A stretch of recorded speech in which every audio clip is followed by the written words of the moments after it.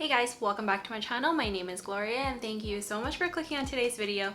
Today I wanted to go through some plants that are doing really well in Leca.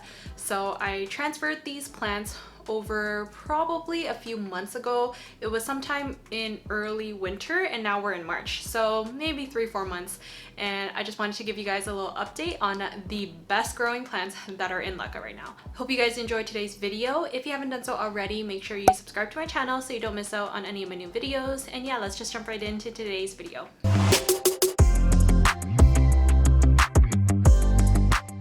Okay, so first off, I'll show you one that initially did not do well in Leca, which was my Monstera Thai constellation. So this guy actually rotted when I first transferred this baby from soil to Leca, and it was actually pretty sad. So I chopped it in half. I had one part that actually completely rotted in Leca. You know, it's gone. It went to plant heaven. But this one is doing really well, and so well such that it now upgraded to having a moss pole. So this is the Monstera Thai constellation. It's the variegated Monstera, not the Albo-Borsigiana, which is a lot more expensive and has more unstable variegation versus the Thai constellation. These are the two leaves that grew out after the chop. Initially it was really tiny, as you can see with this one, and you know, it's very cute but just very small. It's gotten a lot bigger with the second leaf that came out, with a good chunk of variegation over down here, and it's quite beautiful, although still not as amazing as the first leaf. I've attached it to this moss pole that I made out of some plastic mesh wire, and I have some moss in the middle with some zip ties that closed up the netting, and I just stuck it straight into the Leca, which essentially makes it a self-watering plant. So that's a really good plus with Leca. Also, you can see how beautiful the roots are looking right now. So it's nice and white and very thick roots, very healthy. I think this plant is doing really well. I think that Monstera Thai constellations and also Albo Monsteras are a little bit difficult in terms of rooting. So I personally wouldn't buy an unrooted plant. I mean, if you rotted your plant and you have to deal with it afterwards, that's just on you, and you know, you gotta do what you gotta do. But it's much better to buy a plant that's already rooted, especially ones that are very prone to rotting.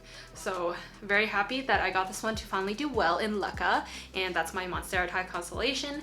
Next up, I want to show you another plant that I'm so happy about, which I've also glued onto a moss pole, and it's my Syngonium Wenlandii.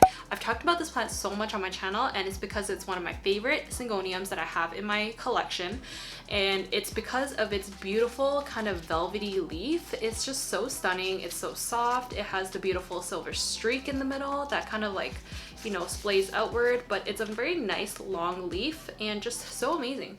So this is the newest leaf, I think, and already I see another one that's trying to come out. So it's the fastest grower ever. I think it's starting to kind of try to attach itself to the moss pole, although not that successful yet, because I literally just put this moss pole in. And you can see with how healthy the roots are that this plant is also really happy. You can see all the roots all the way up there. I just kind of placed it, you know, not too low in the pot when I repotted it, so that it has some time for it to kind of just grow downwards and spread out its roots. If you plant it too low, it's very easy to rot the roots if they weren't already acclimated to the Leca.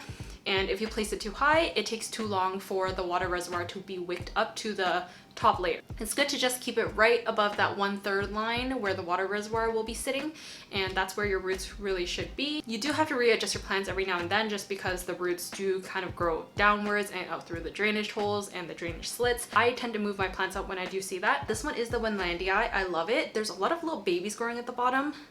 So down here you can see like these are all like separate plants actually. So maybe when it gets a little bit bigger, I'll actually remove it and have separate plants, but for now I'm just gonna keep it with the mother plant and just let it grow. Hopefully it will climb all the way up this moss pole and it will look super full, because that is the goal. Okay, next up I want to show you guys my beautiful Anthurium. So this one I did previously complained about how a lot of the leaves were growing out really funky and just like chunks were missing. It looked like somebody ate the leaves. I don't know what was going on, but since then a new leaf has grown out and look how amazing it is. This is the ANTHURIUM magnificum seedling. So this came as the tiniest little plant. As you can see with like its previous leaf, it looked like this size, and I also have a bunch of other leaves that, you know, look like somebody took a bite out of it. This one is completely just like half of it is missing, so I don't know what's going on there.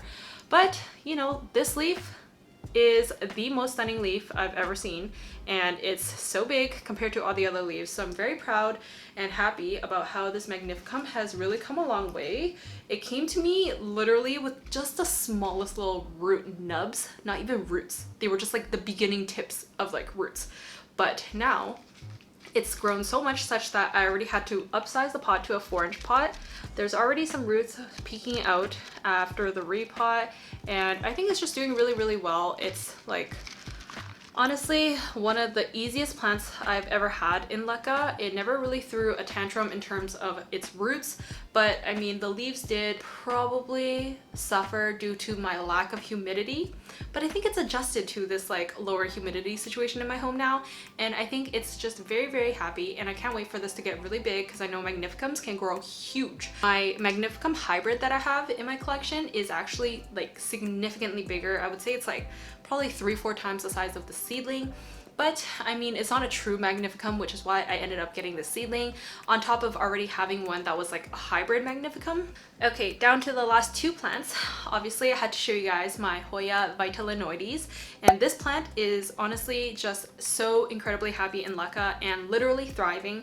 It came with 2 leaves and now it has 7.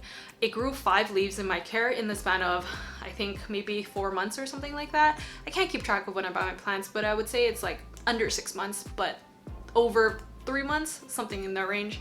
So these are the original 2 leaves that it came with.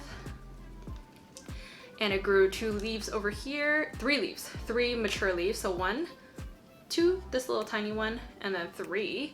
And then these 2 little baby ones are ones that are growing right now. So when they first grow, they come out really small, and then over time it gets to like this size. So I can't wait. It's probably gonna take some time, but I'm not too worried about it. This one is rooted so well that I don't even know like what I did to really deserve these roots, but it seems to really enjoy the Leca. It was already pretty well rooted in moss, definitely not to this extent. As you can see, like the roots are actually absolutely crazy.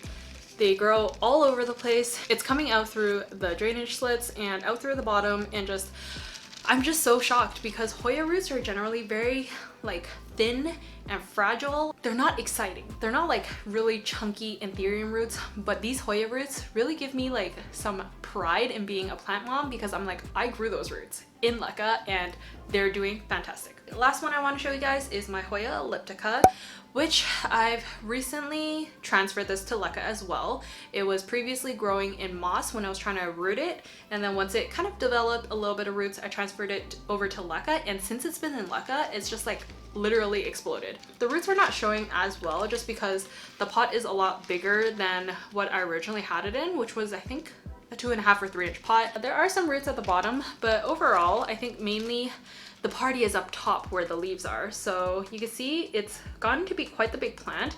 It's starting to trellis and just grow all along this metal wire trellis that I have, and I think it's really happy. These 2 leaves are fairly new and just kind of slightly hardened off.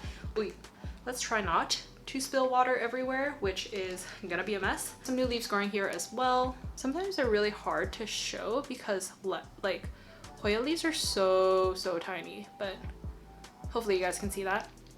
But yeah, this HOYA elliptica is doing absolutely amazing. I can't ask for more because HOYAs don't always like Leca. I'll probably do a video next of all my HOYAs that are really suffering in Leca right now.